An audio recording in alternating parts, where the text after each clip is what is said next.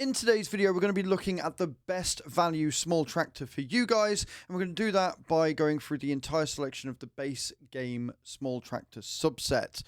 We'll be looking at a different number of factors to really help you make the best choice possible for your farm. So how do you go about choosing the best tractor for your money, especially in the small tractor range where it's a little bit complicated because you have things that are design specialists. What I mean by that is that things like the Rigitrack are really good at doing grass work and baling, and then you've got things like the Landini and the New Holland and the Antonio Carrero and the Fendt 200 V Vario, which are used primarily for grape and olive harvesting and don't really have much use outside of that. So immediately, you're not going to want to go for those unless you are starting a grapevine. But this is more for general use tractors. This is for tractors that you're going to have do pretty much anything and everything. So they're going to need things like your front loader. They're going to need extra weights on the front sometimes because some of them are quite light. They're going to need the power to do the jobs you want them to do, but they're going to be able to be versatile enough to warrant the price. So immediately, we're going to look at the Zetor Proxima HS.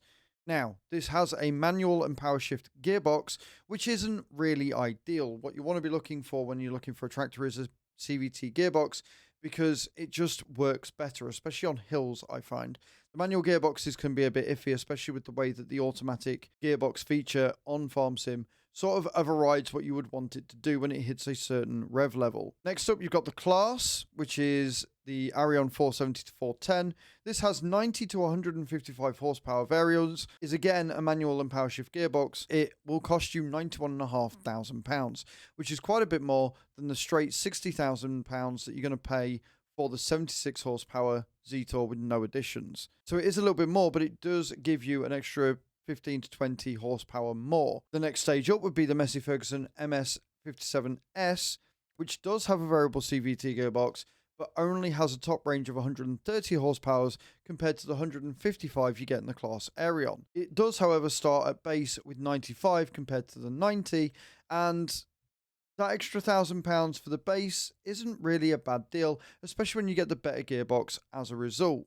You also get more fuel capacity, and it does weigh a little bit less, which means you're going to struggle with some of the heavier items. Next up is the Fendt 300 Vario, which again starts at 113 horsepower, so quite a bit more than the Massey Ferguson and the Claas, but its also starting price is £134,500. This is very, very expensive. However, you do get much more fuel capacity, much more power, and a variable CVT gearbox. Next in the list is the John Deere 3650 tractor. This is possibly one of the cheapest on the price list. There's a reason for that. There's not a lot of customization. It is great for a general runaround, but it only has 116 horsepower, and it does use a manual and power shift gearbox. Only has 118 litres of fuel capacity, and only has a top speed of 35 kilometers per hour. Another Zetor, the Forterra HSX, is £95,000, starts at 117 horsepower, is a manual and power shift gearbox, a whopping 270 litres of fuel, and a top speed of 40 kilometers per hour. It's a very good tractor, but again, in my opinion, the gearbox lets it down.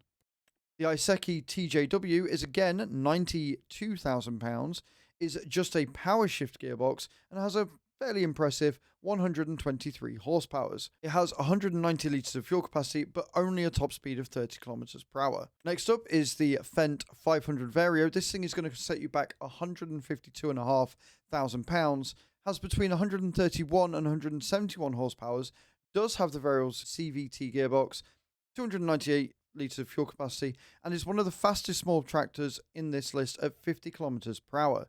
It also has a fairly decent weight class as well. Then you've got the Lintrack, the 130, which has 136 horsepower, a variable CVT gearbox, only has 120 litres of fuel capacity, but also has a top speed of 50 kilometers per hour. It's also only going to cost you £123,000.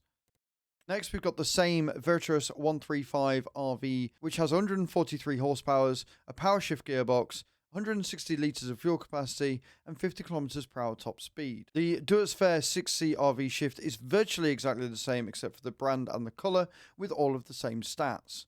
So looking at this list, I would say your best value tractor is probably going to be the Lintrack. It's not as expensive as the Fence. It's got a better CVT gearbox. It's got a fairly decent horsepower requirement, so you're going to be able to do a lot of your early game stuff. And it's got a fairly fast top speed of 50 kilometers per hour. Customizations, you can of course have a front loader between the Quickie and the Haver. You can change the main color to many different styles, which is really, really nice. And you can change your wheel setup as well. If you do add the front loader attacher and change the color, you're going to top the price to 127. But honestly, that's still a lot cheaper than other of its competitors for around the same horsepower. I think this is a really cracking tractor if you're looking to start your farm. This is probably the best value tractor base game in the small tractors list. Thank you very much for watching, and I hope to see you all in the next video. Don't forget to hit that subscribe button. Ciao, ciao.